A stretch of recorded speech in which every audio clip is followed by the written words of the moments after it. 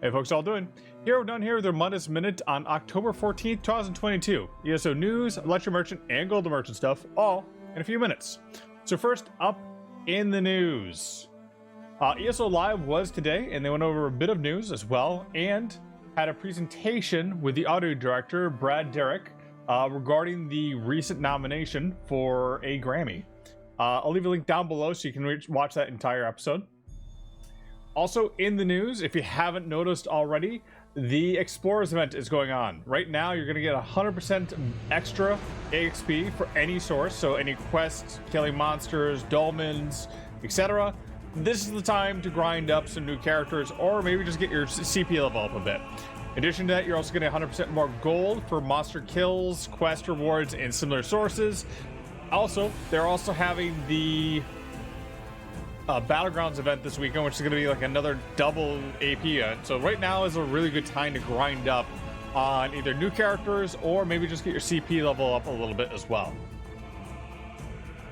What you can also enjoy with that is now until Thursday, October 20th, you have ESO Plus as well. So during this time, you're going to be able to get anything from the DLCs. It's not going to include anything from High Isle, but it includes everything else. It gives you the crafting bag, which lets you store all your crafting materials, a double bank space, 100% more experience, gold acquisition, etc., which goes really well with that grind that you're going to be doing. Double furnishings and collectibles in player housing, exclusive ability to dye costumes, and double transmutation crystals. So what I would recommend everyone does if they do not already have ESO Plus, and this is like one event, buy up a bunch of crafting mats, because even though you might not have the crafting bag after this event, anything you put in there stays in there until you pull it out. So it makes it really handy to just toss everything in there now and be able to pull it out later. In addition to that, if you have a house that you want to decorate, just put the items in there. Even after you lose ESO Plus, until you take that item out, it's going to stay there. It doesn't remove. And finally, do any quests or sky shard hunting that you need in the other zones, DLC zones, that you can't typically get. That'd probably be the last one. Or maybe some of the dungeons as well. Now, after that, on October 20th, we're going to have the Witches Festival event. This is a global event that is going to give you Impresiago tickets. You're going to get these tickets for just doing your first boss each day, with total like 28 tickets total, which will help you get your Soulfire Dragon Illusion pet and the fragments you need for your Sacred Hourglass of Alakosh. So it's going to be coming up pretty soon. In addition to that, you also have various furnishings, motifs, pets, other good stuff with this. It's a nice time. Also, you also get another 100% experience buff during the Witches Festival event. So yeah, right now is a really good time to grind up stuff. Now let's take a look at the Luxury Merchant and the Golden Merchant for this week, shall we? You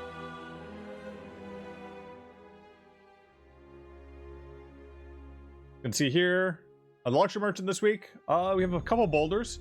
These are pretty big boulders, so if you have like a big house you want to put some stuff in and have like a really like a big mega build, these are some good items for that. Especially some of these lunar spires and spines. They're pretty cheap. You have a couple cactuses, lunar fans, a Dragon Guard brazier, which doesn't light up, but you can probably fit a fire under or inside of it, so it does. And this Elsewhere window ritual, as you notice, it also has a nice lighting effect coming out the backside of it. So if you want to add a little bit of like FX to your house, be nice, something nice. It's only 10k. Now on the Golden Merchant this week for 150k, Amulets of Kind's Marchers of Cruelty, 5-piece bonus. When you deal direct damage, you apply one of 5 major debuffs to an enemy at 8 meters of you for 18 seconds. The effect can go once every 8 seconds, and only if the enemy is in range. And the debuffs include Breach, Cowardice, Defile, Maim, or Vulnerability. I'd say this isn't great. This is an interesting one. I feel like they're trying to do that same thing that they have with there's a crafted set that gives you a major buff as well. It's kind of like the opposite of that. But these major debuffs are not hard to find debuffs. You have other abilities and other sets that do this much more regularly and much easier. In addition to that, let's say you put on Major Breach or something like that. You can get Major Breach. You can put Major Breach on there with your Puncture, for example, and then this will apply Major Breach as well.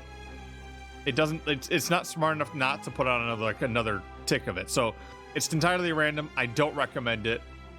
Probably skip this one. Also for 150k, Venice's Necklace.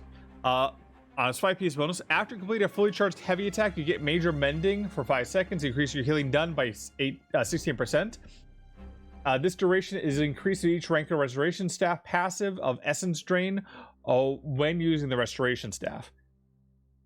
This was an interesting set when it first came out because they had just kind of nerfed this Major Mending in the Restoration Staff line, but now it's kind of trivial, so I'd probably skip it. I don't really know many sets or builds that use it. Now for 250k, Necklace of Sanctuary is 5-piece bonus. When you heal, when you're healing received by 10%. Increases the healing received by 10%. For you and 11 other group members within 10 meters. This bonus persists through death.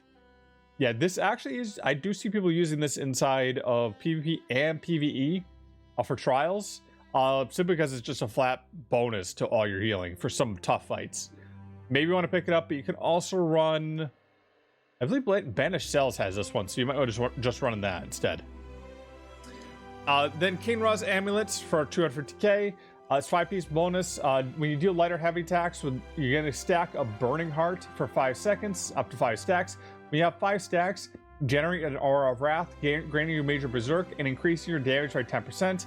When you have an Aura of Wrath, allies within 12 meters get Minor Berserk, increasing their damage done by 5%.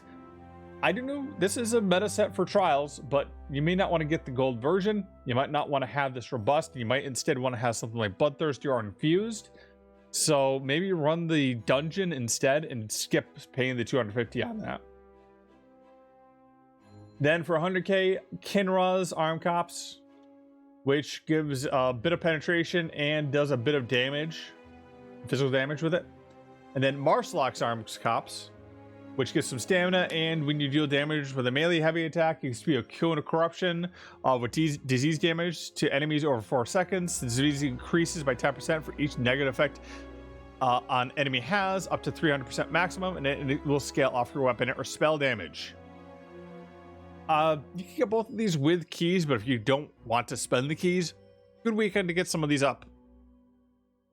Anyway, that's the Golden Merchant. Oh, I also wanted to give one other tip to everyone as well, because a lot of people have not done this. Make sure to come in and log into the Crown Store and get your Heroes of High Isle reward bundle. It's free.